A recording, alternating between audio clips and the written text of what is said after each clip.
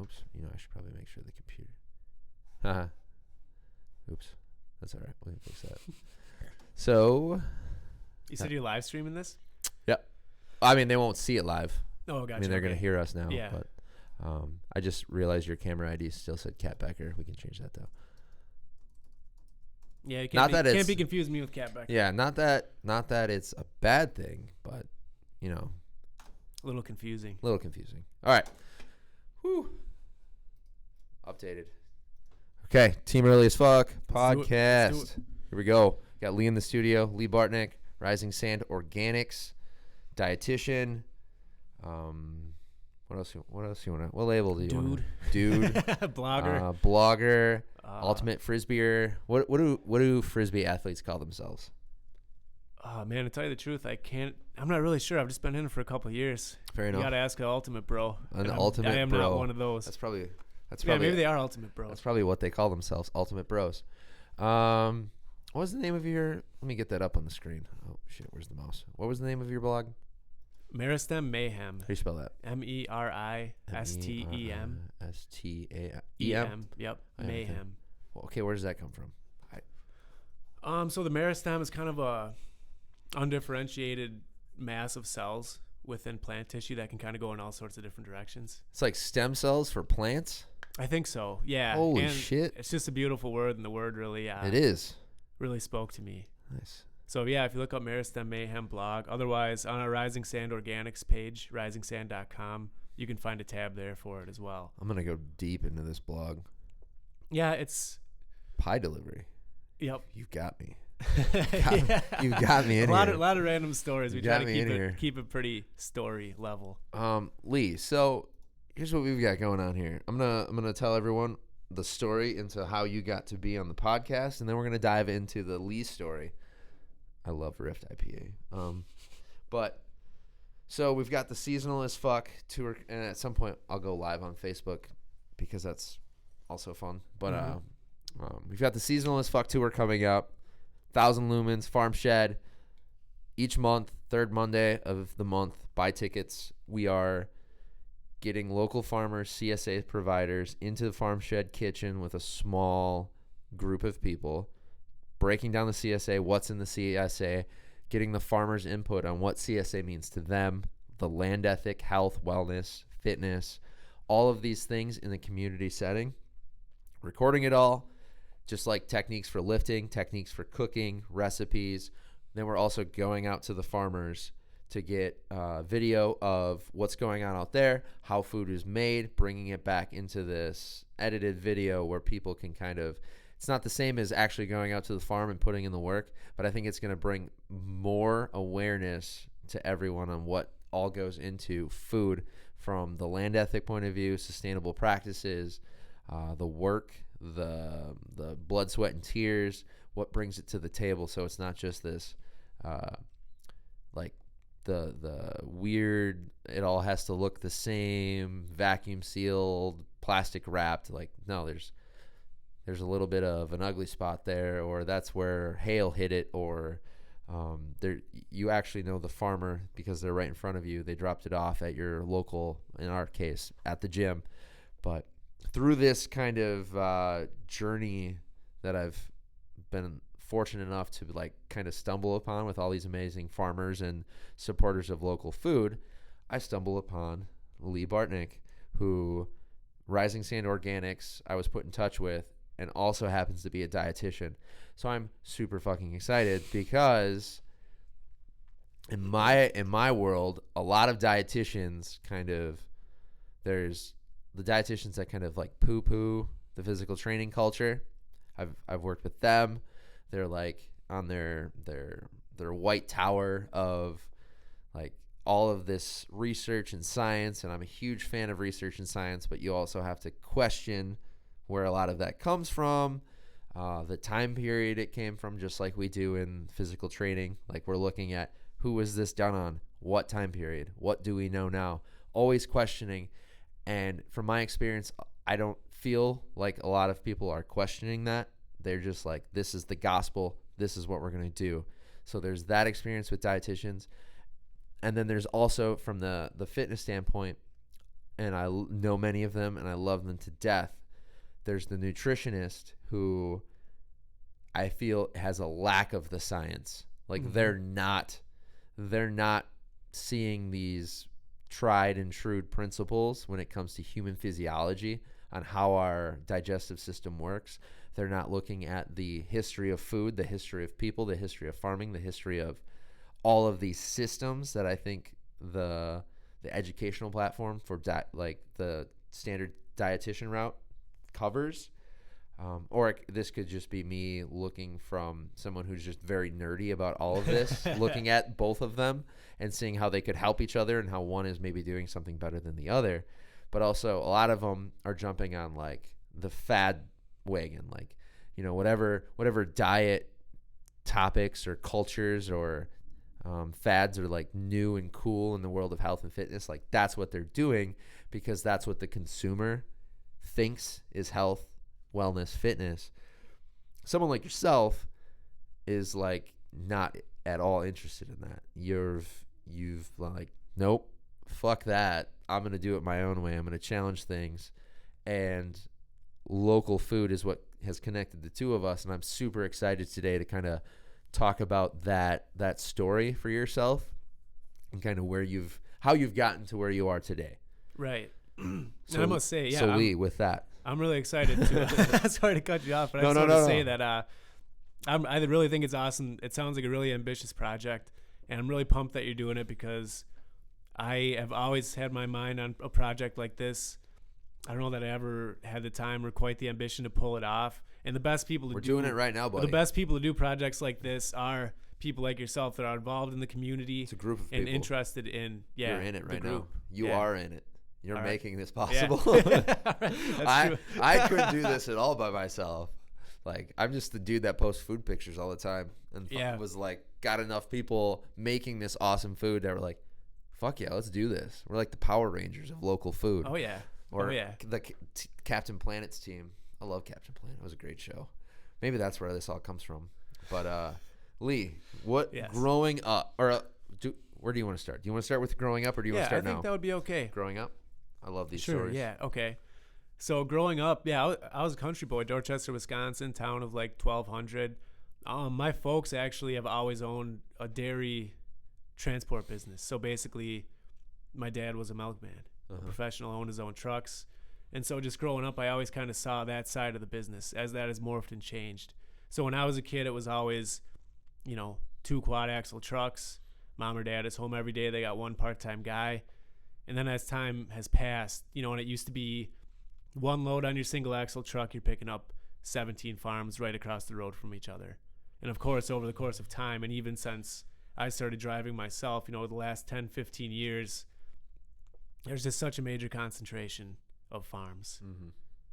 Small farmers aren't making it. A lot of the people that we used to really enjoy, that interaction with, just like everything else, it's becoming basically massive factory scale. Yep. So you miss out on those interactions. And what I think about a lot looking at it, you have just a few basically landlords in every community that own these huge swaths of land. And so where, 50 years ago, you had a multitude of landowners all over the place. Now everybody's working for one or two giant farms. Yep. And so I never really reflected on that much until I did get into more local food and started thinking about it and thinking, wow, that's probably not good for our society to have these little towns just burning up. Right. Kat was just talking about that on the last podcast about how rural America, it's just been like take, mine. What can we extract from it? And I think now we're coming to this realization, like, we can't do that anymore. It's not sustainable for the people that live out there, but let alone just like society and our systems on a bigger whole. Because we've, as a public, as individuals, we've not maybe perhaps us personally, but like our families have voted and supported the systems that we have in place today. Like, they didn't just magically pop up. They were voted upon. We voted with our dollars. We voted. Absolutely. We voted at the polls, and now it's up to us, everyone that's aware of this, to kind of help spread the word, make it cool, make it sexy again. Like, no, we need to change these systems. We need to support local and kind of create these smaller pockets of sustainable systems that will have a greater chance of surviving and lasting and providing than these huge kind of systems that I don't think are as fail-proof as we think they are, and definitely don't have the eye on sustainability for the long term for future generations. And I think that ties in a lot with actual financial sustainability too. Correct. And I think that a lot of people, when you hear about the flooding in Iowa and Nebraska, and you hear about the tariffs, I think, and how much farmers are hurting there, I think it's easy to kind of abstract that. Like, oh, there's corn farmers in Iowa that are going to lose a little bit of money. Yeah. But I don't think that people really understand, who don't have a lot of contact. These people have been stretched thin for a long, long time, even the big guys. And I think that given, the tariffs this year and the flooding, I think you're going to see a lot of farmers going down, and I think you're going to see a lot of food price fluctuation. Yep. And I think it's going to become real for a lot of people. Mm-hmm. And for our perspective, one of the liberations of doing things at the scale that we do, at the community scale, is that we're not affected by international tariffs. Yep. That's not something that has to be on our radar. Yeah. Our community is our community. It's people that we know. There's a lot of relationships there that actually give it a significant amount of strength. Yeah. And that's what we're talking about with CSA is community supported. This community supported agriculture is, and Kat touched on this, was like this is the community understanding, hey, this is where our food comes from. This farmer, they're the ones putting in the work, because not all of us, some of us, we have these other duties we're putting work into. So we understand the risk you're taking as farmers, and that's why we buy into the CSA. We're giving you money to make sure that our community has food. Like the idea of farm shed, like the farm shed is like this community supported building that houses surplus food, because we realize there are going to be people of plenty and people of scarcity, and we need to be able to support the community. And that's kind of like why the idea of the CSA is so important to me, and why I think a lot more people can and should be buying into it, instead of supplying these outside kind of businesses that are just further strengthening this idea of factory farming, which I just, from the animal standpoint to the way the fields are maintained, like I just don't think are a sustainable system, and we're finding that out more and more as time goes on. But so for you, growing up as a milk hauler. Okay, I wanted to make sure I got the verbiage right. Yep. How does that transfer into dietetics and going into food? What does that look like? That gap? I can't say that the two are necessarily related, but together now I think about the systems of the business, because I always saw the business, routes that they would buy, and the way that what it's turned into now. My brother runs it, 17 trucks, tractor trailers, huge crew, and so some of our routes are going big farm to plant. Some of them maybe you have 5 farms on a stop, and a lot of it though is just like factory to factory. I mean, we have a run. We drive empty up to somewhere in the UP, pick up a load, and bring it all the way back home. So you're talking, I think, 1,000-mile round trip, one load of milk, and the economy somehow sustains that. Somehow it's in their best interest to do it. Yeah. All that travel. And I must say, one thing that I must say from having experience is that what you see, I think it's easy to demonize big farms. Yep.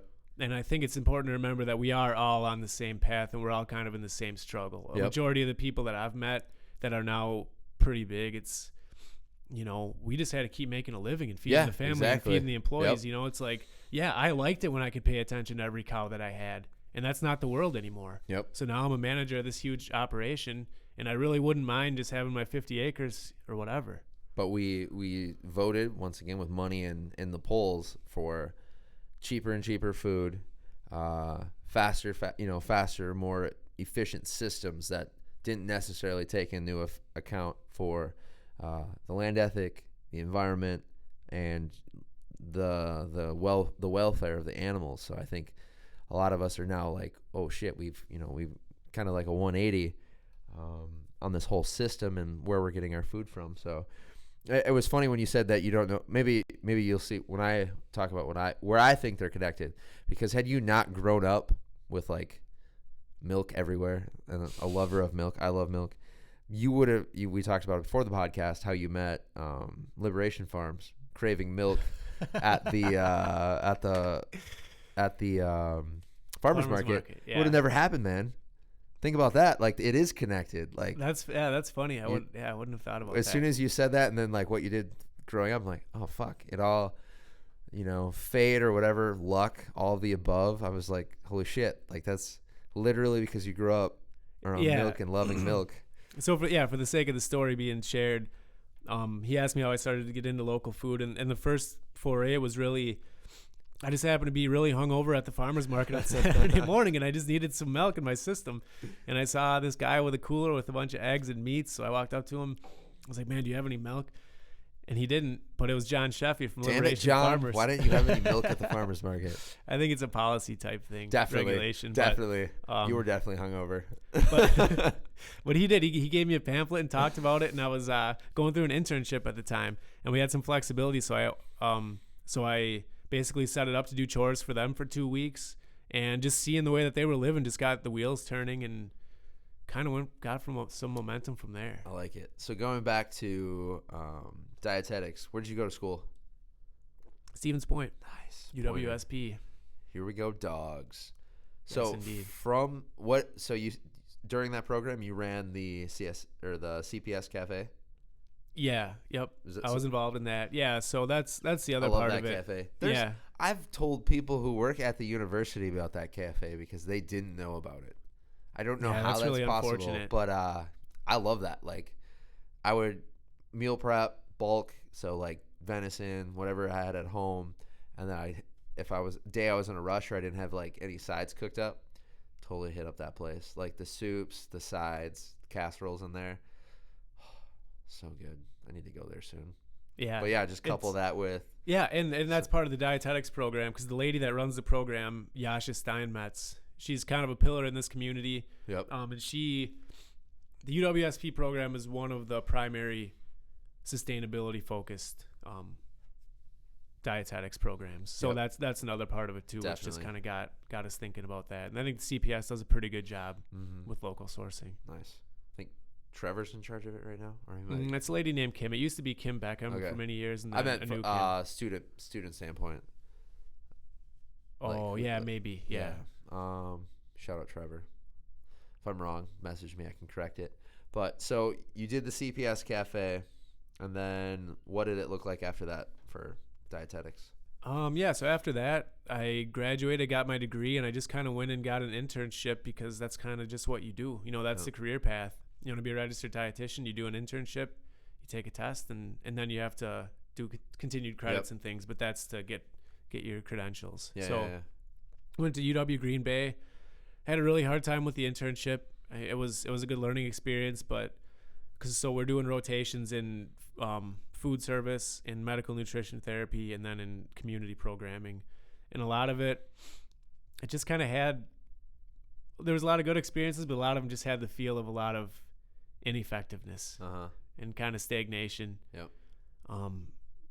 And I think that it's the role of dietitians to continue to question, to continue to look into the future and to continue to question, like, are we actually speaking the right message, or are we just speaking the same message because that's what our mentors told us? Yep.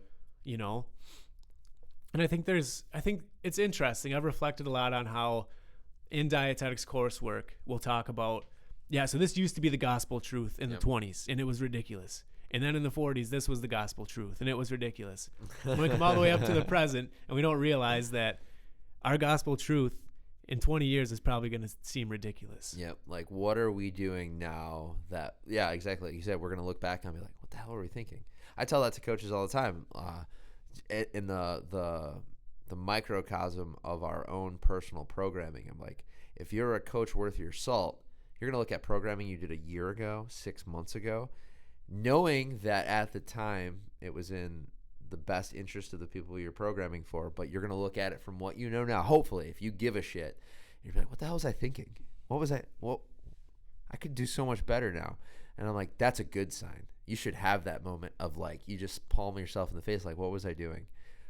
Because you should always be questioning. You should always be reevaluating. Looking at, once again, we talked about it before the podcast started, like what you know is true from a human physiological standpoint that we have loads of literature about, know that, go by that, but also, like you said, question everything, because that's how we get better as a society, professionally, and that's how we provide the best services for the people in our community.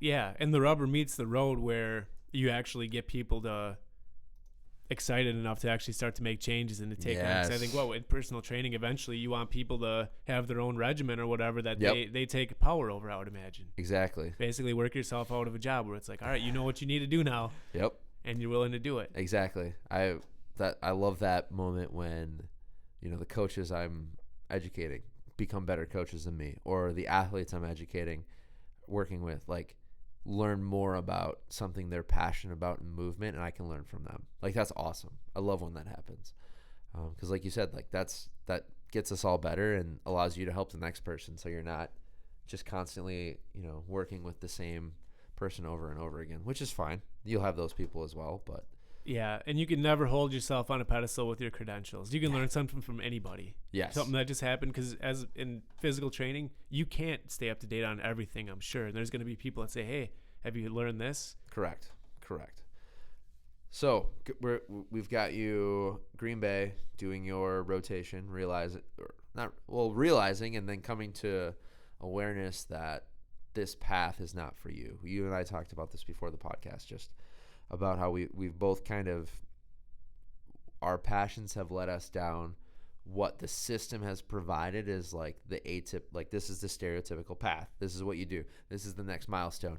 And both of us kind of getting to this point where we're like, nah, like, I'm going to take this education, I'm going to take this knowledge, and I'm going to craft my own kind of destiny. Like, it's going to be hard. It's going to be a struggle. There's going to be a lot of uncertainty, a lot of work, but that's fine. We're cool with that. We understand that. We're not risk averse. We're not challenge averse. We're just like, we don't want what's there because we don't see maybe lifelong truth. We don't see us being fulfilled as individuals just from like our own standpoint. So where did that bring you? Absolutely, yeah. Early as fuck, man. Early as fuck. I never sleep past 6. That's right. Yeah, so during the internship, my wife actually moved here from Hungary, and we got married. We'd met when I was studying abroad there. Okay. And so she got here, went through some stressful months through the internship, and we decided, hey, we're going to try this woofing thing after I'm done for a summer. Just sort of a fun way to travel. So we organized organic farms we could go and stay at and work on for our room and board. Mm-hmm. And so we started in Maine, made our way down to New Hampshire, spent the whole summer primarily on 3 different farms. And it was kind of supposed to be a novelty experience. Like, yeah, we'll go do this, and then I'll get back to my professional job or find some kind of career destiny. But what I really saw when I met these farmers is like, those guys were nutrition experts. Yeah. They knew the plants intimately. They knew the properties of the plants. They knew just so much, and they took just such good care of themselves. And what I saw with a lot of these guys is like, this is freedom here. Uh-huh. Like, these guys are growing their own food. They know it. They're healthy. They're well. And it was really attractive to me. And basically that just started something where, like, I've been on a wonky path since, but I always knew, like, we just got to figure out a way to get there, to get onto the farm. Yeah. Nice, man. Well, and then you mentioned a couple of them. D acres, right? D acres, New Hampshire, yeah. Very, very, very motivated people. It's funny because in the Northeast, this place has this just massive reputation. We actually just learned about it while we were on the road, and one of our experiences fell through, so we went to D acres. It's just got this, probably international to some extent, renown. And when you get to the ground level, it was just 2 guys that worked their ass off every single day and were really good at what they did. Amen to that. Mountain bike trails, principal calendars, Saturday night dinner. Yeah. I want to go to this place. Yeah, and you're talking about CSAs and stuff. Those guys had a different philosophy. One of the first days I was there, I was like, so you guys do CSA, farmer's market or anything? And he was like, no. They don't pay us enough for what we think our food is worth more than that. So we preserve a lot of it for ourselves. We do value added. We bring people on for meals. We do education, but we don't sell our food for what people are willing to pay. I like that. I was going to say, I see a lot of meals on, like, dinners. Yep. Yeah, like Friday movies. And it's funny because they'd have these, like, Sunday brunches. So you have your, like, after church crowd coming in, and they're coming in for this nice meal in this nice space, but there's just all this radical literature just everywhere that you can't ignore. Yeah. Like, don't support Walmart and Wall Street. They don't help us. Just straight up like on the barn. It's just funny to see that dynamic. Like the community came to support even though it probably made some people uncomfortable. That's awesome. Yeah. I like this place. Yeah, me I'm too. digging it. I'm digging They got there. a hostel too, so if you ever want to travel out, highly Nice. recommend it. New Hampshire, huh? Might have to visit this place. Sweet. So you've got all this going on. What brought you back to Stevens Point? Family primarily. Family? Yep. So I lined up a job then. Got a job in public health down in Adams County. Worked there for about 8 months. How'd that go? It kind of led me to a lot of drinking, and it kind of sucked my soul a little bit. Yeah. Just a little too much stagnation, and just kind of like not really actually solving any problems. Yeah. And so I quit there then and tried to work with a farmer, pretty well-known guy around named Dave Peterson, who's like getting older and looking to move his farm on. And we tried that for a couple months and didn't really work out. So I got a job in food service a couple of years, and then we just happened to be approached by Danny, who my wife worked with at the Main Grain Bakery, and he was like, "Hey, we're looking at starting this cooperative farm. We think you guys would be awesome if you're interested." This was not this last November, but the November before. Yeah. So almost 2 years ago now. And we just started meeting, and all of a sudden it actually happened. So how common is a cooperative farm? Not very common at all. I was going to say, I didn't realize it was a co-op until, well, A, I read the logo, and then B, I ran into a couple of you, and you had like the best smelling chili, I think it was. It might have just been beans, but like whatever meal you had, I'd been in here like editing, and I just come out and like, what is that heavenly aroma? And then I walk around the corner, and there's just like a bunch of people around the corner just eating a really good meal, and that's when I found out. Meeting, yeah. Yeah, meeting. Yeah. That's how, if all meetings had a big pot of chili like that, I might actually like meetings. Yeah. I hate meetings. We're pretty good. We're pretty good about like we get together and eat a lot of the time. Yeah. And one of the things that we do that I love about our farm is that every day we're out working, somebody brings a big lunch. We take that hour in the middle of the day, just relax, wind down. I think it's hard for a lot of farms to do that because you're so encapsulated with your workload. I'm sure you probably had times too where it's like, man, I should really eat lunch, but Definitely. But that social component, I mean, and but to touch on the cooperative thing, I don't believe that there are any other cooperative farms in the area. And so what the cooperative means is that we are all member owners. So we all have equal ownership in the farm. We put down a little bit of capital. We took out our loans. We found the land. And so now we have a decision-making structure. It's called adhocracy. So instead of kind of like your highly organized corporation or something like that, it's kind of a more free-flowing, this is the task that needs to be done, who wants to do it, and how many people does it need. And so because we're owners, we all try to share in, a lot of the different responsibilities. Like one of the things I've taken on is just the bookkeeping, the finances. It's something I wouldn't have necessarily wanted to do, but okay, it needs to be done. So I got to learn about that. And so we also, one of the big things that's nice about it is that there's 9 of us now, and so we share in the workload, and so it enables us to have lives outside the farm. Mm-hmm. Like me, I have a job outside the farm. I'm on the farm like 15, 20 hours a week. And Polly, city council, Oren's going to law school, Monica loves to dance. So we're all able to have other parts of our life too. And just depend on each other to do the work together. So it's really, it's worked well as a model. And individually, I wouldn't have been able to buy 35 acres. I don't think any of us would be. But together we can kind of share in the risk, share in the reward, share in the work. Yep. And then we have that social dynamic too, where we get together and eat food, and a lot of our meetings feel like parties too. Yeah. Nice, man. That's badass. So was it like a hard sell for you? Were you like, nah, man, cooperative farm, let's fucking go? It wasn't a hard sell, but I was skeptical almost all along. I was like, yeah, people get together and talk about stuff all the time. This is not going to happen. A lot of times people get together with a good idea and then you kind of fizzle out. But we had we just had some people that really had a lot of knowledge and decision-making ability that kind of were able to lay out a path. And within those first couple months, we had bought the land. It's like, holy crap, we're going to do it. Uh-huh. And we have. Nice. What was that? So this is year 2. Yeah. What was the first year? You just come out guns blazing, CSA, fucking kicking ass. Oh man, the first year was more like just a scrap all the way through because we were divided.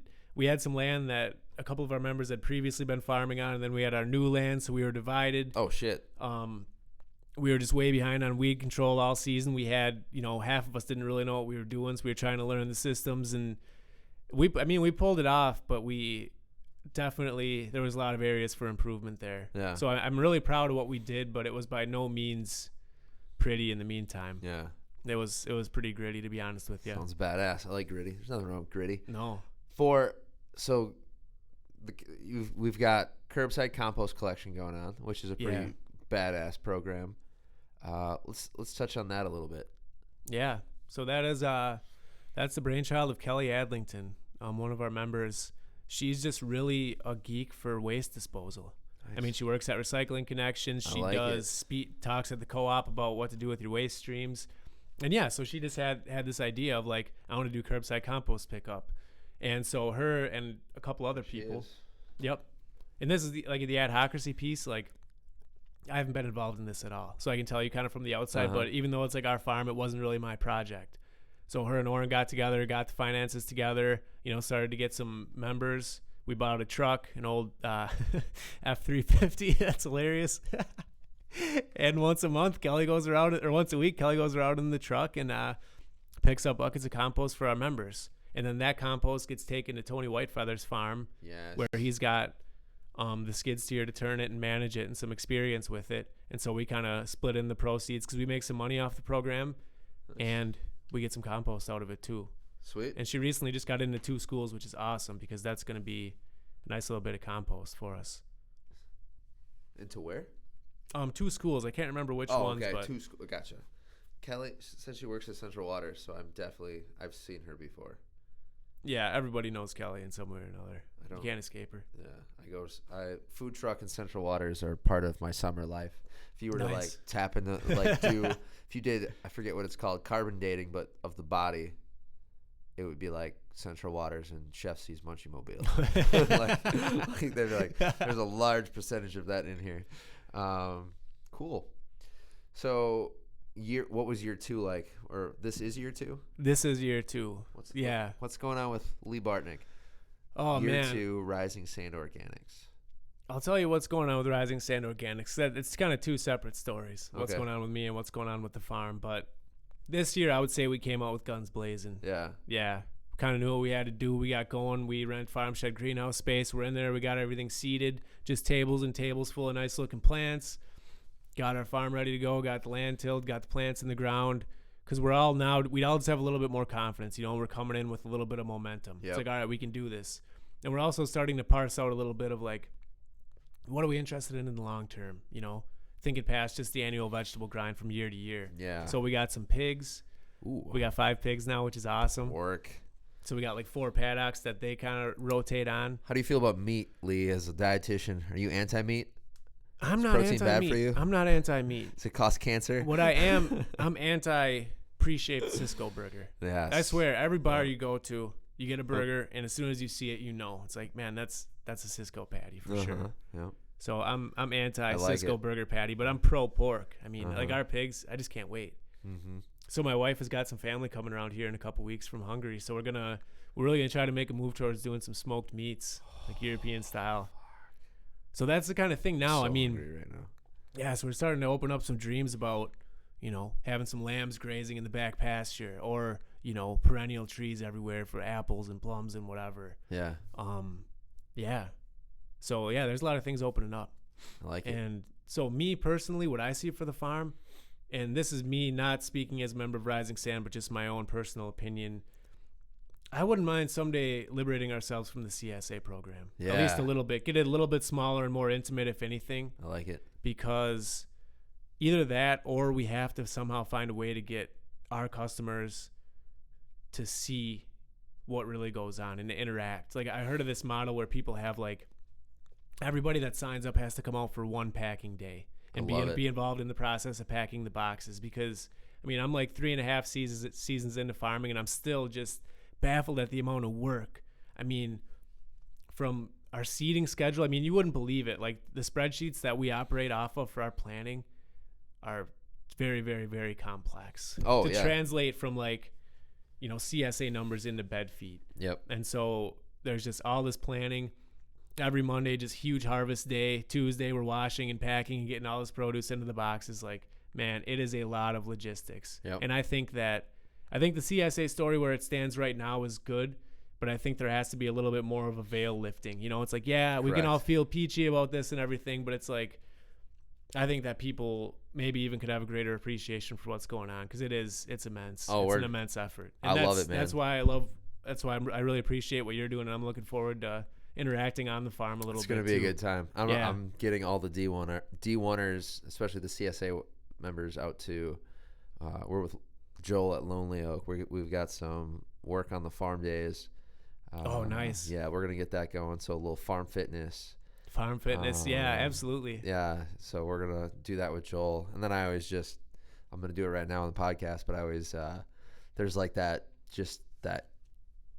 one, I'm going to bring it up on the screen right now. There's that picture of Joel at Lonely Oak Farms. And I always mention, I'm like, Joel, it's skinny Joel. He's like, oh, it's just winter. My hibernation. I'm like, fuck you, Joel. Like, come on. I'm going to find it. But,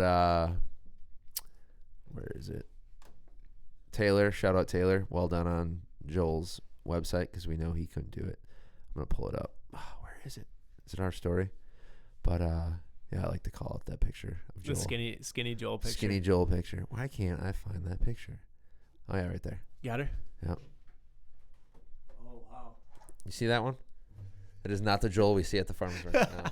I love you, Joel. Give him till fall. We'll see how he's looking. Yeah, right? He'll look pretty skinny. And I think he's doing that coffee trip he does, where they go. Oh, he is? Hang on. I don't know. He goes on that because John Sheffy's the one that organizes the Mexico thing. Yeah. John Sheffy, what a badass. He is. But so yeah, before you ask, I would just like to touch a little bit on, you're talking about what's this season been like for me personally. So yeah, we just had our firstborn daughter. Oh, congrats, 7 weeks ago. Yeah. Nice. So you're no sleep. It's getting a little better now for a while, yeah, because I was working full time doing beer delivery actually, which is kind of a funny job. Hell yeah.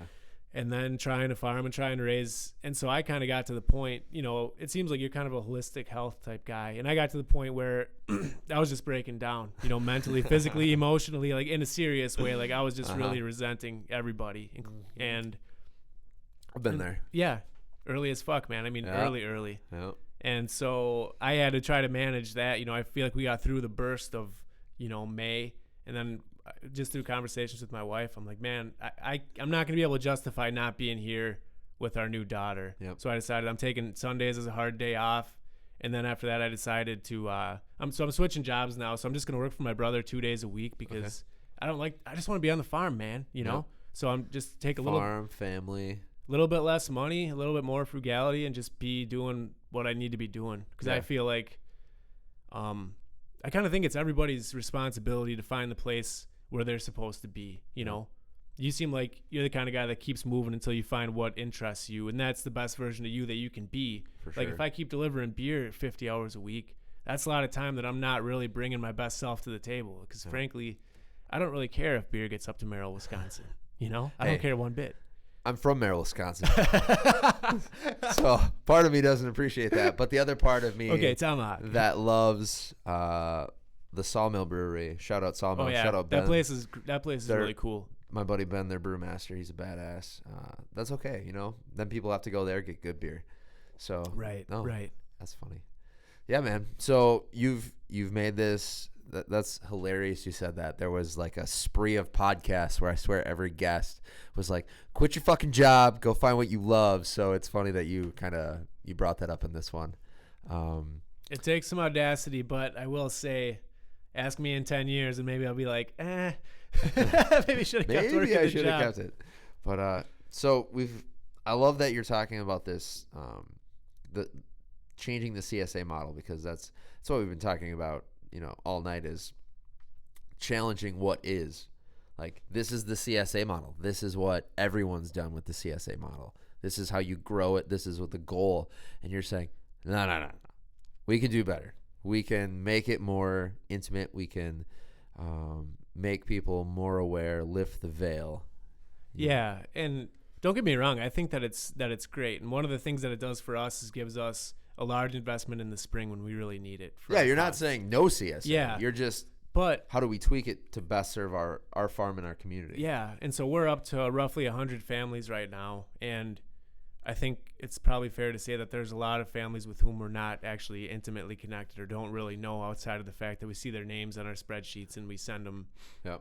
And maybe they're okay with that. Boxes. You know, they want to just support a local farm and not have this. And we appreciate every single one of them. Yep. And I'm not saying anything against that, but there is an extent to which there's not exactly a share in the risk because, for example, we're a little bit behind in the spring, partially as a result of we had to move 3 hoop houses to our new land. It was cold and wet.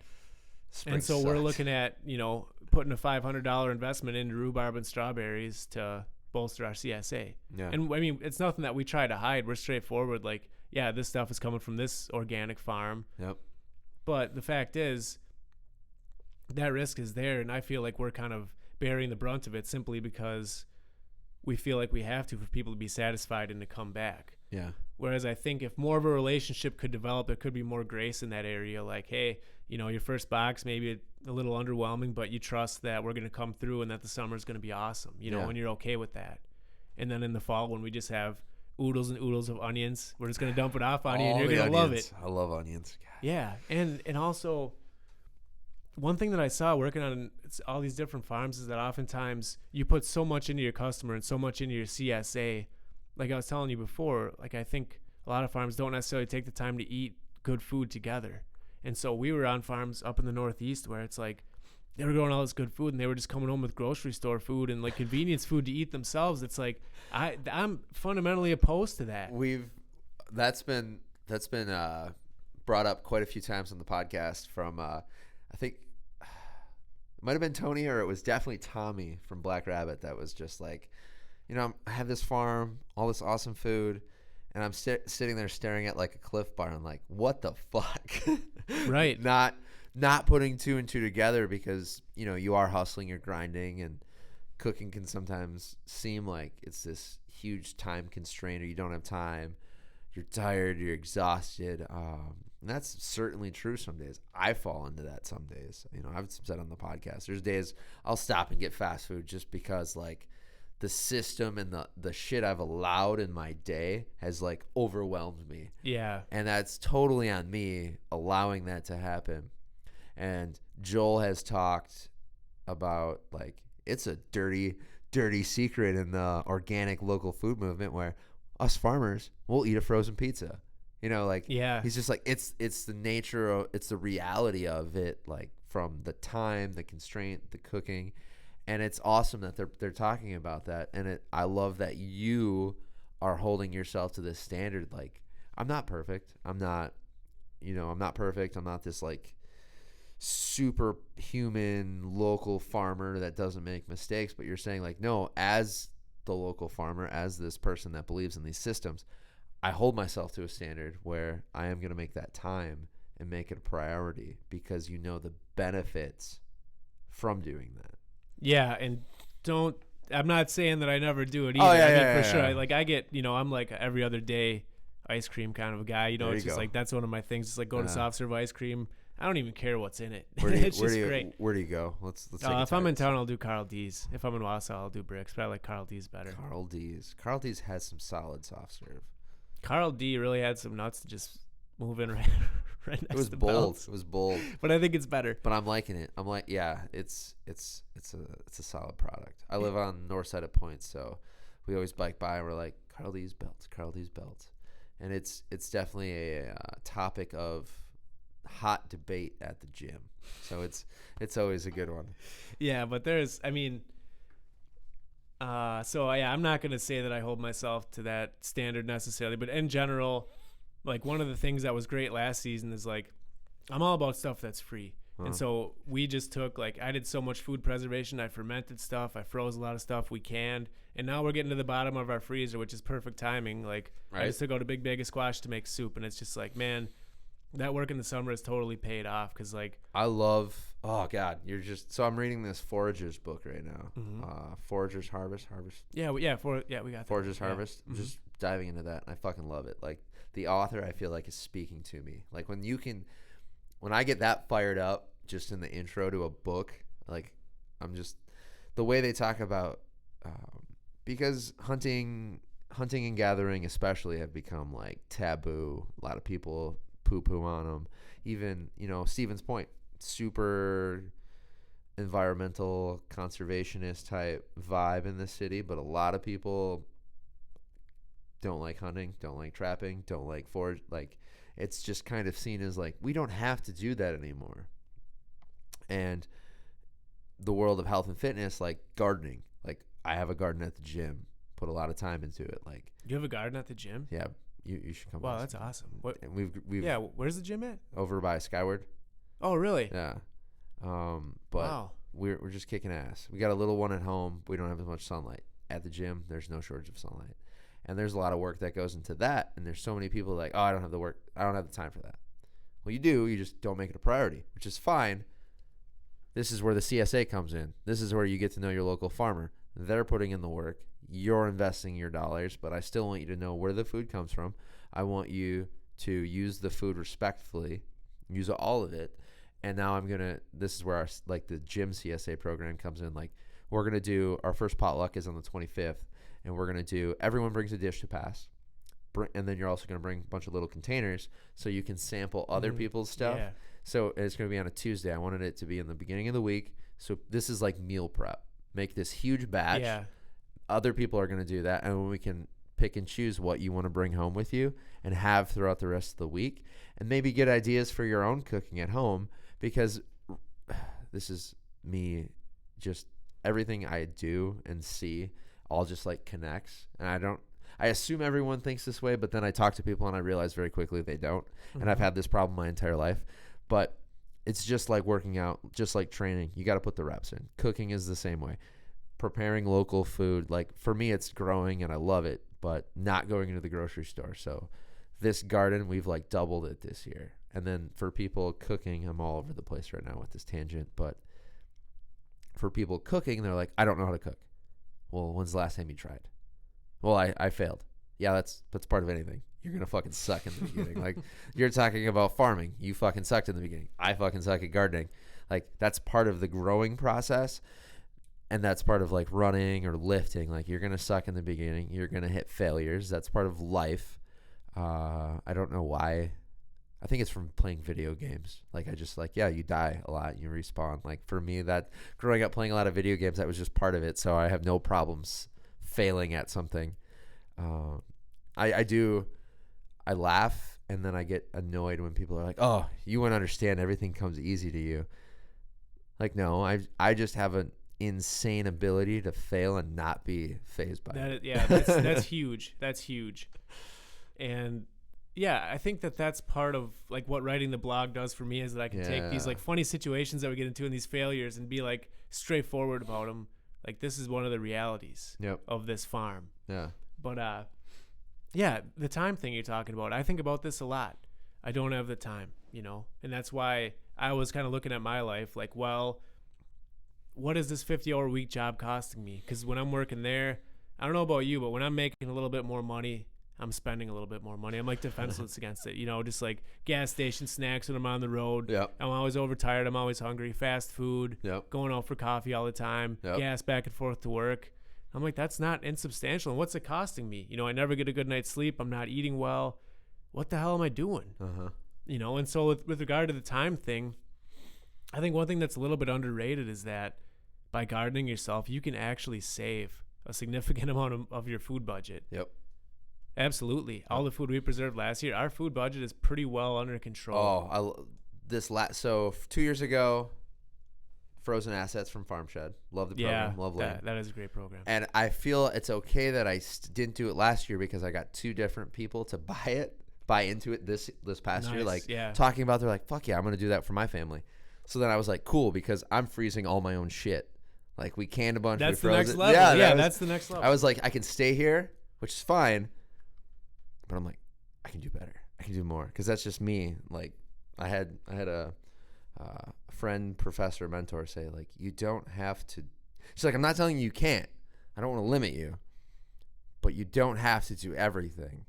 And I looked at her. I was like, I appreciate you telling me that, but I'm going to, because that's just like, yeah. I'm like, I know where you're coming from, and I appreciate the hell out of it, but that's not me. Like, I'm gonna, if I don't see value in it, if I don't want to do it after giving it my best, yeah, I'll drop it by the wayside, but I'm not gonna like not do something because it's challenging.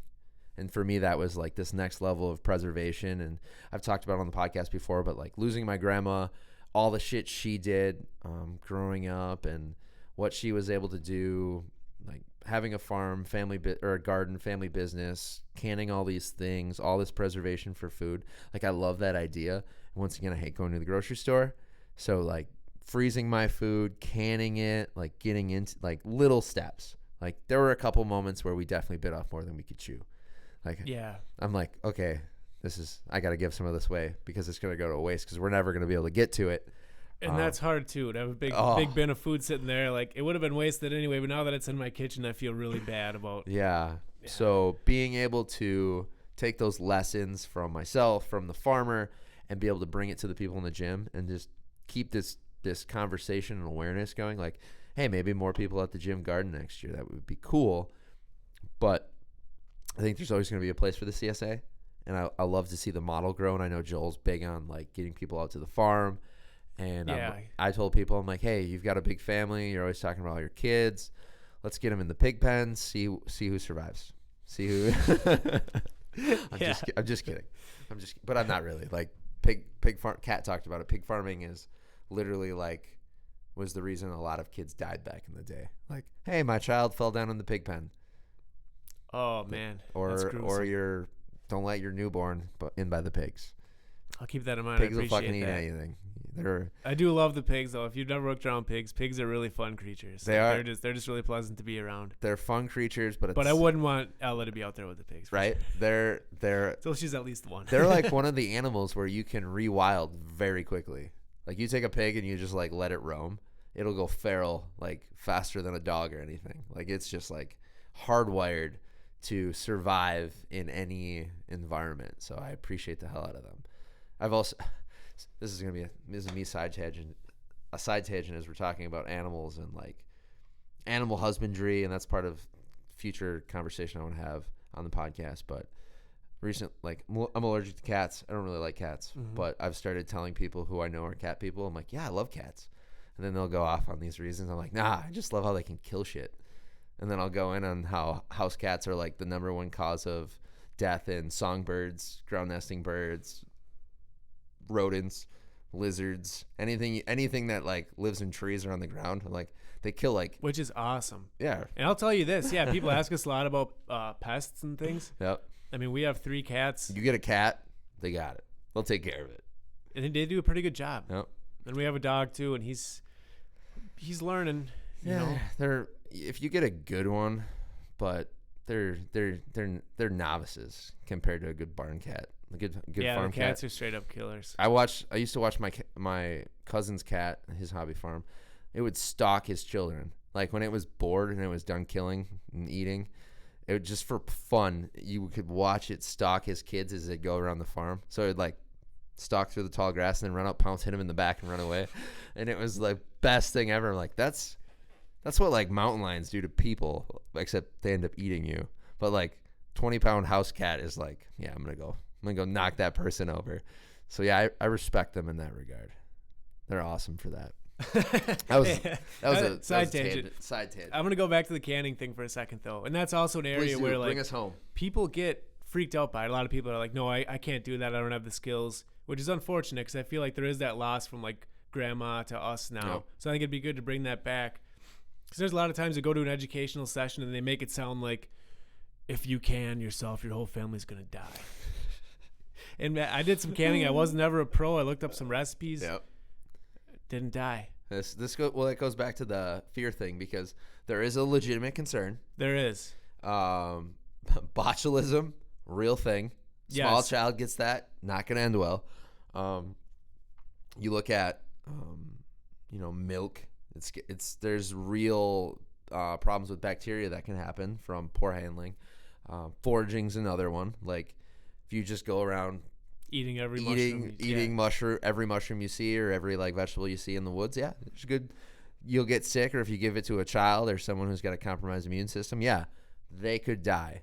That's real truth. We have to be mindful. It's another reason I tell people, I'm like, vegetables, when I'm foraging, you got to be on your A game. Most of the animals I eat, I don't have that problem with. I'm just like, it's freshly killed, I can eat it. I can eat it raw for the most part, as long as it's not like a bear or a raccoon. But, so that was just something I like to talk to. There are real risks, but it's not unattainable. There's recipes out there. You follow the recipes. Exactly. So you learn the practices. Yes. And it's not doing rocket science. Doing it for a very long time, processing food, storing food in other ways than you typically see in a grocery store. Like freezer, it's a very new technology compared to drying. Fermentation is one of the older ones, yeah. I always forget the name of the farm up by Bayfield. They do, it's all fermentation. Yeah, they do canning. Fermentation Fest. I love that. Right? That farmer. There's a couple. What they're called. They're awesome. Why don't we go up to, I love Bayfield. I love that area and that farm. I forget the name of it though. But yeah, so I'm all over the place today. I apologize. But so coming back to kind of what's kind of next, you're talking about, you made the transition, more hours with the family, with the farm.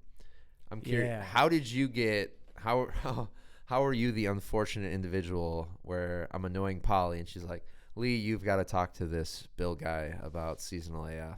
Because I sent an email. She kind of gave us your bio or whatever. Oh, okay. And I was like, yeah, I want to be the one that's in contact with this dude. Like nice. that's what's up. Appreciate it. Yeah, I just think I think it's really awesome. And as far as what's next, it's interesting because I've been thinking a lot about that. Because part of the reason I decided to get out of my job is because there's guys that are working on really interesting food system stuff in town, and I wanted to meet up with them, but I didn't have an hour to spare. And I was like, man, if I'm ever gonna get out of this cycle, of just like being stagnant in the same place doing the same things, I need to open up some time. And so I think what's next for me, I would really like to do value-added foods. I don't know if you've heard of the Altenburg Co-op building at all. It says it's building on the south side of town, kind of by Belts. It's going to be turned into basically a cooperative food business space. That was just in the news, right? Yeah, it's in the city pages. Altenburg Main Grain's moving down there. Co-op.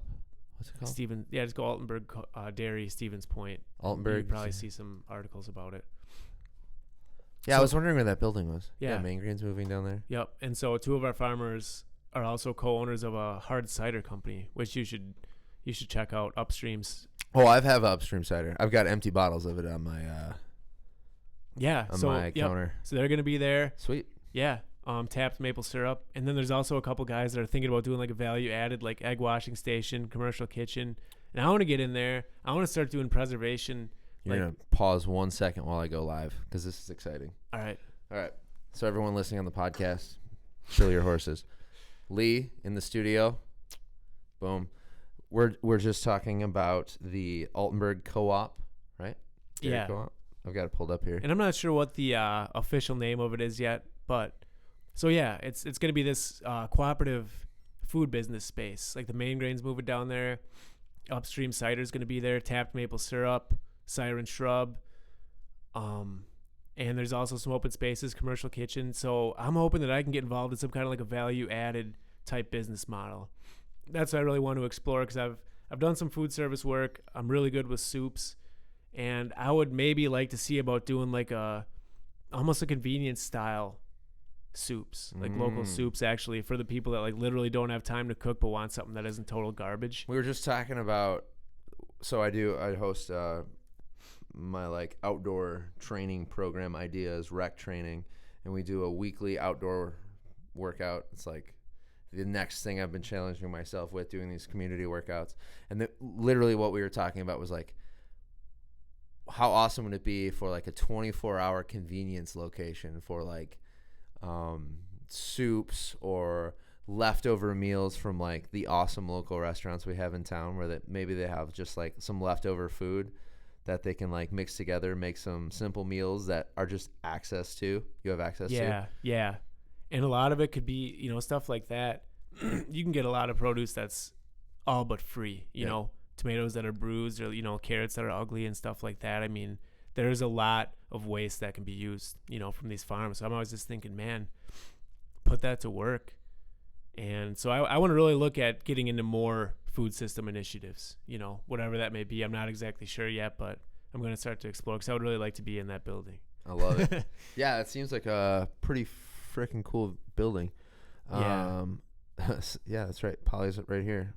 New cider house home, cooperatively owned and occupied by some of the most bomb diggity local food businesses in town. This is pretty cool. Yeah. I like it. It is really cool. So we're talking the seasonal AF series here. I forget which month. June, I think. Well, it is June now, but I forget which month. I think we signed up for June. I think we're at the end. Man, I should probably be communicating that with everybody. You didn't sign up for June. You sure? Yeah, because we are in June. I've got When did we sign up for? That's what I'm looking at right now. Because I've got Cattails is in June. Did she bump us? Are we on the list? Yeah, you're on the list. When? I'm looking right now. Oh no, I'm looking right now. Isn't it one spreadsheet? Yeah, but I have to log in. Oh, okay. I'm logged into my. Okay. I thought you had it up already. I thought you were holding out on me. I wish. So no, because no one wanted the June spot. So no one wanted the June spot. Yeah, huh? I approached the badass Kat Becker, and she's like, "Bill, I've got June." She's like, "Do I have June?" And then she's gonna just blow everyone away with all of her amazing recipes and produce. Yeah, let me ask you this. So are you looking to use like everything out of the CSA box? Everything. That's going to be ambitious. That's going to be really ambitious. We're getting down and dirty using all of the produce. All right, Rising Sands, you're July. July. Okay. July. What's the exact date on that again? 7/15. So if you're 15? Okay, yeah, I got to get that in. Hey, Bryce. Hi, Bryce. You're adorable. Love you, Bryce. Yeah, that's going to be – I'm really excited about that. And I think we're going to have another person along too, another one of our farmers. Nice. So we've got Rising Sand Organics, Liberation Farm. So we got the Sheffies with your farm. That'll be fun. I forget which meat product. We should look into that. Whole chicken. Ooh. Because we've got cattail and Schultze beef. So we're doing all the greens. Oh, so you're pairing a meat with – oh, yeah, wow. Yeah, buddy. We're going to make vegetarian options. So there'll be vegetarian dishes. And then there's going to be different ways to make meat. So like this first one, Schultze's doing hamburger and roasts. He's also hooking up everyone that's attending. So everyone listening, everyone attending also gets roast and burger to bring home with them. Wow. Which is pretty badass. Wow. Shout out Will. I'm trying to figure out how to tag people in this. I need to tag him. But yeah, that's pretty cool. So we're going to do vegetarian options, meat options. Yours will come in. So whatever the Rising Sand Organics Farm CSA is for July. There's going to be a lot of stuff happening. Yeah, July's a good month. Plus whole chickens from Liberation Farms. Whole chickens, huh? Yeah. August is White Feather Farms with whole rabbits from Sir John, which is pretty exciting. That'll be cool. I love rabbit. I'm usually – I don't remember the last time I ate a farmed rabbit. But Do you kill a lot of rabbits? Big wild rabbit guy. Oh, well, really? I grew up rabbit hunting with dogs, so I ate a lot of rabbit growing up.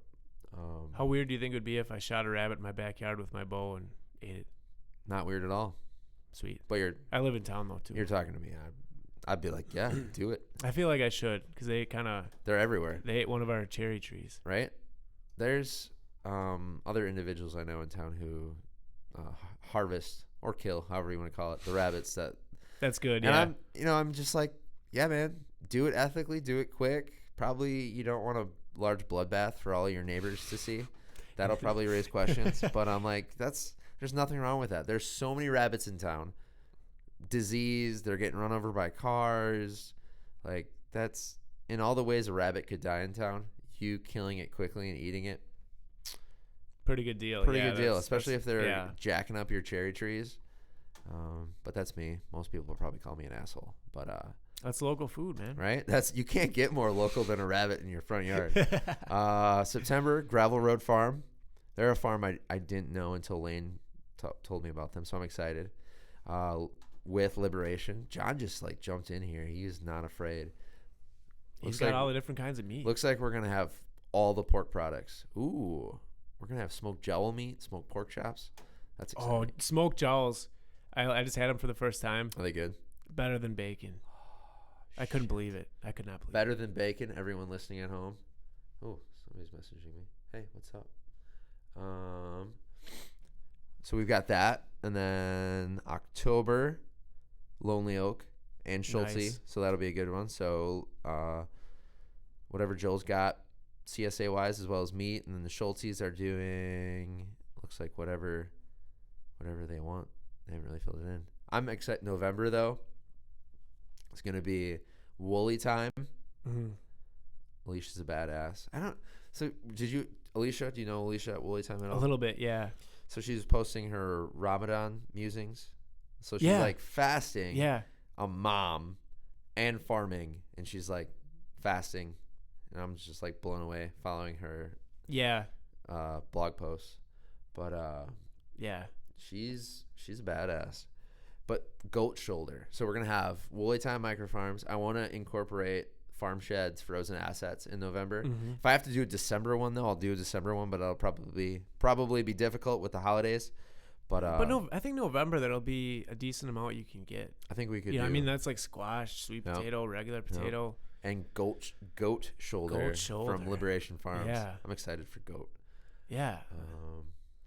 Yeah. So that's the lineup right now, and I've already had a few of them be like, "Hey, we should do this all winter."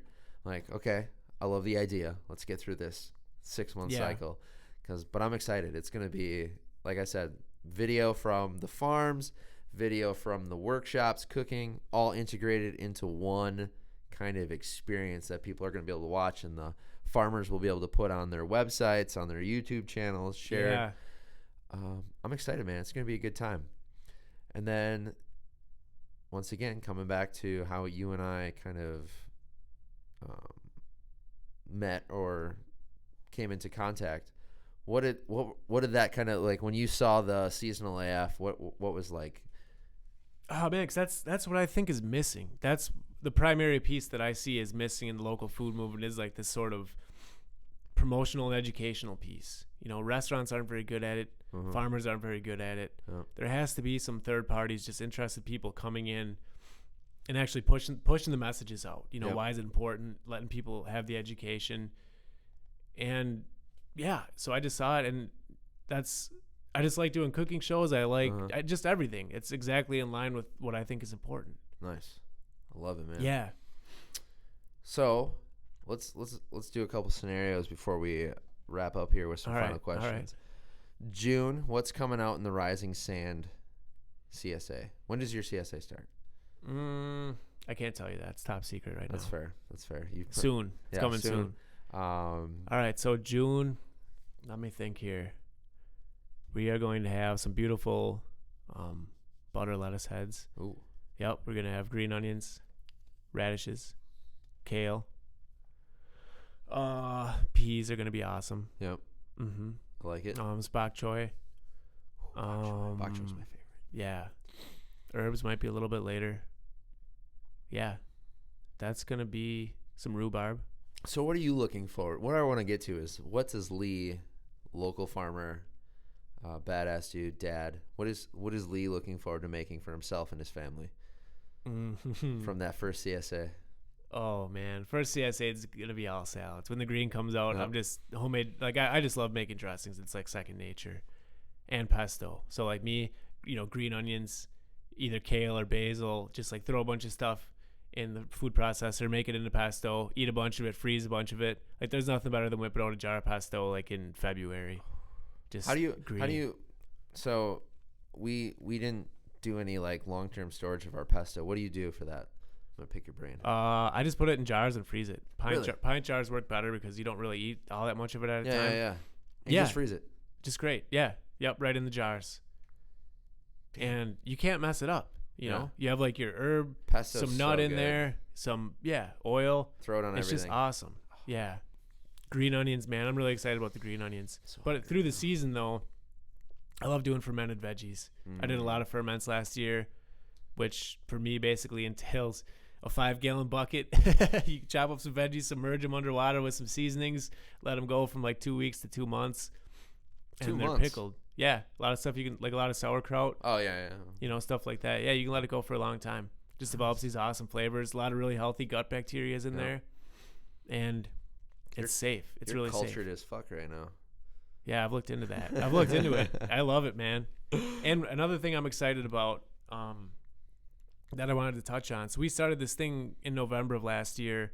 It's called Supper Club because me and Danny, one of the other farmers, like we just had this dream of like, man, we got these leftover, you know, whatever, leftover carrots or just all this food. And it's like, it would be awesome if we could just start serving some leftover food to people. Mm-hmm. And so we started doing Supper Club, which is a meal once a month. We do it on the third Tuesday in the Frame Church kitchen basement, where basically we take a bunch of free food, stuff that we've preserved, stuff from the co-op that they had to get rid of because it wasn't packaged right or whatever. It's going bad. So whatever we can get for free food, we take it and just put on awesome meals. And we get donations like from Liberation, donated a bunch of chicken and pork products. Joel's donated. I'm going to forget somebody. I can't list everybody. Primitive Pastures. Yep. You know, so we've had like creamy turkey soup. I mean, you're talking like white tablecloths, you know, 5-6 course meals. My wife always makes awesome desserts. That sounds like amazing. homemade cinnamon rolls. And it's like, I love a good supper club. I mean, we'll serve like 60 people and Yeah. we'll spend like $10 total on the meal. That's awesome. Yeah, it is awesome. So if you ever want to come to that, I mean, that's really a nice community spot. Like Yeah. a big part of it is like, we're pretty focused on like, all we're doing is serving people food. Like I've had people ask me, so what's your vision for this? Nothing. Yeah. This is it. This You know, is it just right people here. come and eat for free. Community. There's no agenda. We're not pushing anything. We're not giving speeches. You know, if people are curious, we'll tell them, yeah, like this is fresh local food that we grew. You know, if people want to know, we'll tell them, but like we don't push anything. And what it's become is just like a space just for conversation, you know, radical ideas to flow. And it's been great and we really enjoy it. So we just get a bunch of friends in the kitchen, you know, cook something up together, serve it up, and it's really simple and it's awesome. I love that. That's amazing freaking idea. Yeah, you shout really out should Danny. come if you can. It's always on the third Tuesday at Frame Church basement from 5:30 to 7. Nice. Yeah. I like it. So we've gotten a lot of donations, so I really appreciate that. Nice, man. Yeah. All the good free food. Check it out. Danny, how do you say Danny's last name? We're a Husky, I believe. Arahowski. Nice. I usually call him Danny W. Danny W. Sounds good to me. So we've got that all going on. There's a lot going on. I'm excited. This is gonna be a good summer. Yeah, it is. Does Rising Sand go out to the farmers market? We do. Yeah, we actually do the Stevens Point, Neenah, and Appleton farmers markets. Okay. And we're going to be starting there this upcoming weekend. And my wife's going to be there this year with her baked goods, too. Oh yeah, let's talk So about that's- her. yeah. What's the name of her bakery? Maple and Sage Bakery. Ooh, Maple and Sage. Yeah. So Fani. Where does that come from? Because she really loves maple and sage. That's fair. Yeah. I love maple syrup. Yeah, and because maple's a huge component in what she does. Mm-hmm. Because virtually everything that she bakes is cane sugar free. Okay. And then there's different variations of like you can get things vegan or gluten free or, you know, free of sugar, vegan, and Because you talked about it before the podcast. She did a lot of autoimmune gut healing through kind of yeah. So she, like when I met her and when we were first together, she had a lot of digestive issues. She has systemic lupus. Mm-hmm. And so she was always trying to moderate. You know, she's had adverse reactions to a lot of food. So she started doing this for people that really want to have delicious baked goods, but they just can't tolerate, you know, maybe they're diabetic, maybe they have a gluten intolerance. Mm-hmm. And so she's just a phenomenal baker, so she's able to pull it off. And so now she's kind of rolling this out. But interestingly, when she got pregnant, and since we've had our daughter, excuse me, everything just cleared up. Really? So she had a reset. Yeah, she can eat everything now. It's awesome. That's crazy. I always thought, or I should Sometimes it goes in the other direction, but Yeah. she got like an immune system reset, and part of it though is like the lives that we live now. Like we don't introduce a lot of this crap into our diets and into our house. So I think there's a lot to do with that. You know, I think there's many layers to these illnesses, just as there's many layers to health. Definitely. Maple and sage, Rising Sand Organics, potent combo. I'm liking it, digging it. Yeah. Does her bakery stuff go into the CSA? Yeah. So we do a bread share option. So if people want to get a loaf of main grain bread in their share, we do that. And so we also now have a gluten-free bread share option. Yep. So if somebody wants bread, they're gluten-free. So I think we got 5 signups for that so far, which is pretty sweet. No. I just think that's an awesome thing to offer. I mean, gluten-free Definitely. bread in your CSA, that's awesome. And it's locally made because a lot of the gluten-free stuff is like... Yeah, and it's very, very primarily organic ingredients. Like she sources really good stuff. Very cool. Lee, what else we got for people? What do we want to conclude with? What do we want to conclude with? What are some things we missed in my awful ranting today? I apologize. There's a lot out there. I guess I would just like to touch on the cooperative nature of our farm a little bit, because one of the things that I reflect on a lot is that I went into it kind of thinking like, oh, the health benefit of this is going to be that I get a lot of exercise outside and I eat really well, But I was kind of surprised to see that the actual, what I noticed to be the most nourishing benefit of it was the social interaction all the time. I go out to the farm, I'm feeling like, man, I don't want to do this work today. I don't want to be here. But there's somebody around there, another member who, I'll start talking to, we get together. And so it's just social dynamic that like heals on its own. Yeah. Which is really interesting. You went to Stephen's point, so there's like the whole wellness wheel, Yep. It's not just nutrition and exercise. There's a lot of other factors there. And I think what we're going for is just really a good life, to have a life where you have purpose, you have people around you that you care about, and just community, a lot of it just really comes down to community. For sure. So that's what I've been learning and reflecting on a little bit. Yeah, nutrition is awesome. Physical activity is awesome. But social interaction is also awesome. Yeah, that's cool. And then you're, like you talked about, you went into the farm thinking the food and physical activity piece, and you're staying and you're busting your ass because of the community. And a lot of people definitely I've see that in even the gym setting, the fitness setting. And Stephen's point's just a hot spot for kind of getting this conversation going and bringing awareness for more people about the importance of what you're talking about, the community, the physical stimulus, and the nutrition. Yeah, and one thing I've been thinking about that I think ties in with what you're trying to do, you know what blue zones are, right? Yeah. I think that Stevens Point could be a blue zone. Oh, definitely. And I think, wouldn't that be awesome? It would be. The Central Wisconsin blue zone? I'll bring that up in the show notes. So what he's talking about for blue zones are locations where centenarian? I'm not sure. Centenarian. So basically, people that live to be 100 years old, where there's a larger than average collection of them. And there was one, I forget the name of the study.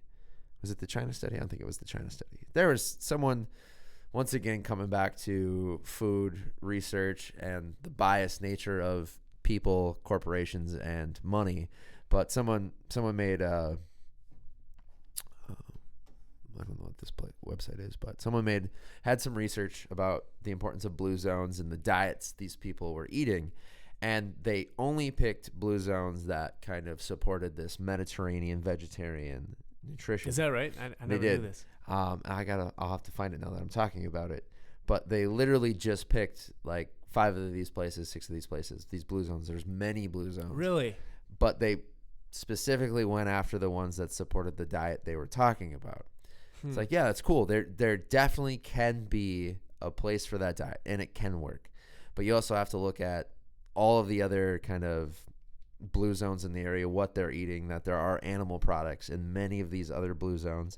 Humans, we talked about it before, humans are awesome omnivores. We are able to survive on both a large amount of shit food that we're seeing in our culture today and a wide variety of whole food sources, animal product and plant sourced. So I got to find this research now.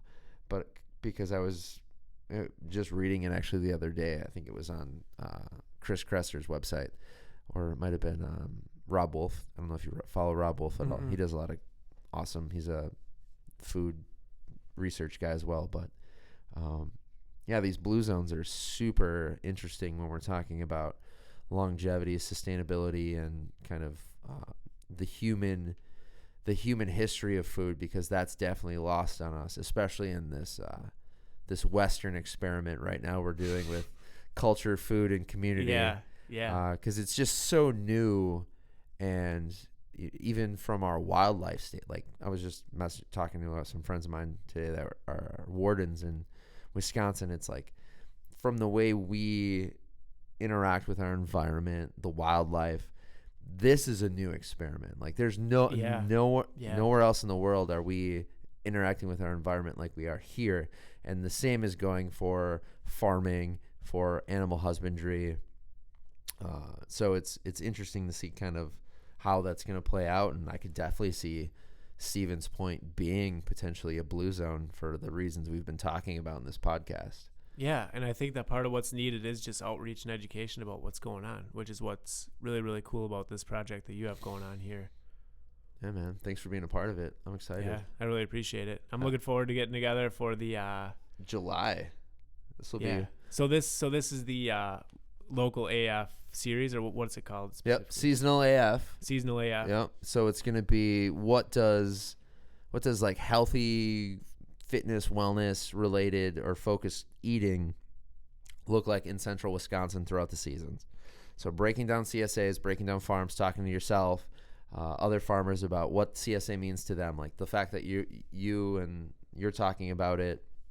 I'm sure other people at Rising Sands, and how Kat approaches CSA, like what does that mean to them as a farmer, for their family, for their methods, so people have a better understanding of that, an idea of not just when I say community support, like I say CSA at the gym, I know it stands for community supported agriculture. You know that. All the other farmers, the foodies in town do. But so many of the fitness people don't yet, and that's like the world I live in, I'm working in. So I say community supported agriculture. They're like, oh, they still have no idea. So then I have to explain it to them from my limited perspective, because I'm just assuming these things. Yeah. I want to be able to better explain that from the people who are actually doing the CSAs. And I want to be able to give that to people in a different, and really this comes down to Lane, Zach, and Jade being like, yeah, that sounds fucking awesome. Let's do that. But be able to deliver this story and this idea, multiple platforms, multiple stories, multiple narratives, because I think that's gonna impact the most people. Just like my approach to fitness is multiple narratives. It's not just this one style, this one programming, this one name. It's like it's this broad spectrum of physical training, and this is how we deliver it to people through multiple narratives. So that's where your expertise comes from. Yeah, speaking of multiple narratives, I'm just going to warn you that when you come out to Rising Sand, I'm not even going to talk to you, man. There's enough interesting people out there. It's like, hey, we've talked enough. You got to talk to Polly. You got to talk to Logan. Oh, you got to talk to Logan when you're out there. That guy's something else. Logan Bryce? Logan Bryce, yep. Why do I feel like I know Logan? It's because he looks exactly like me. Oh, that's fair. That's fair. That's fair. All right, man. Anything else you want to leave people with, where they can reach you, follow you? What actionable? Well, you're not really on social media other than your blog. Yeah. So the blog's good if you're interested in that. It's the real story of what's going on from my perspective. But otherwise, I mean, just follow the SeasonalAF platform here and just keep rolling with that. See what you learn and get involved. Get involved. So when you say that, we're going to dive a little deeper. What's one actionable step you would give to people or suggest to people to get involved? What's the first thing they should do? Well, if you're looking for a physical involvement, look up a worker share program. Instead of just being CSA, you go put some hours of work in on a farm, you get a CSA, and you also get to be there. Yep. That's one. I like that. If you want to go a little simpler, but you're not ready to sign up for a CSA, go to the farmer's market one time. Shop at the co-op and take a look at the tags, like where is this coming from? That'd be another actionable item. Here's a good one. I had this experience once. On a Saturday morning, go to the farmer's market, at 9:30. Take a lap around the farmer's market, see how you feel, and then go directly to the grocery store and take a walk around the grocery store and see what the experience is like. I like that. You're not going to have any delicious Liberation Farms coffee at the grocery store. No, and it's the whole scene. I mean, it's that I like. One Saturday we were with my brother. We went to the winter farmers market, just talked to everybody. And then we went to Aldi's because he had some stuff to pick up. You know, 'cause it's right there. And we're just in there, and it's just like, it's like two sides of a coin, man. Like everybody's just like got their heads down, trying not to interact. And like, I'm feeling, and it seemed like just sort of like an inherent feeling of sketchiness. It's like, this says fresh, but you don't really know. So it's an interesting, that's kind of an interesting experiment. I would actually recommend doing that. I like it a lot. Cool, man. Well, thanks for coming on, and everybody can catch you SeasonalAF July when this podcast drops, and farmers market, blog, all the things. Yep, and we're all around town. You cannot compost program. Boom. Yep, can't miss us. All right. Well, thanks, Lee. Yes, thank you.